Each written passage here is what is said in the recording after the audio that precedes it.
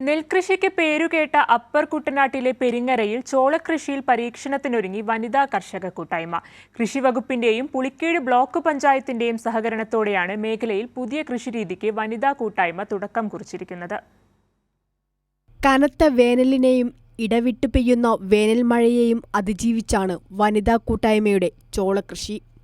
അനിത, ശ്രീജ, സൗമ്യ, ശോഭന, അമ്പിളി, ശ്രീകുമാരി, ജിഷ എന്നിവരാണ് അപ്പർ കുട്ടനാട്ടിലെ ചോള കർഷകർ.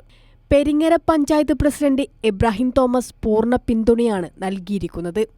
ചോളം കൃഷിക്കായി പ്രസിഡന്റ് 1 ഏക്കറോളം ഭൂമി സൗജന്യമായി നൽകുകയും ചെയ്തു. 90 ദിവസങ്ങൾക്കുള്ളിൽ വിളവെടുക്കാൻ കഴിയുന്ന ബാജിറ, സ്വർഗം എന്നീ വിത്തിനങ്ങളാണ് കൃഷിക്കായി ഉപയോഗിച്ചിരിക്കുന്നത്.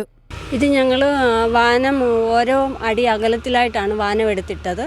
അതിനകത്ത് 1 ഇഞ്ച് താഴ്ചയിലാണ് വിത്ത് ഞങ്ങൾ ഇട്ട് കൊടുത്തത്. ചെറിയ മുള വന്നപ്പം മുതൽ ഞങ്ങൾ മോട്ടർ വെച്ച് വെള്ളം പമ്പ് ചെയ്ത് മാത്രമേ ചെയ്തിട്ടുള്ളൂ. പിന്നെ 1 മാസം കഴിഞ്ഞപ്പോഴത്തേക്ക് ഞങ്ങൾ ഇതിനകത്ത് ഒന്നട വിട്ട് വന്നു എന്നും വെള്ളം ഒഴിക്കുമായിരുന്നു. 1 മാസം കഴിഞ്ഞപ്പോഴത്തേക്ക് ഞങ്ങളിത് ചാണകപ്പൊടി മാത്രം വളമായിട്ട് കൊടുത്തു.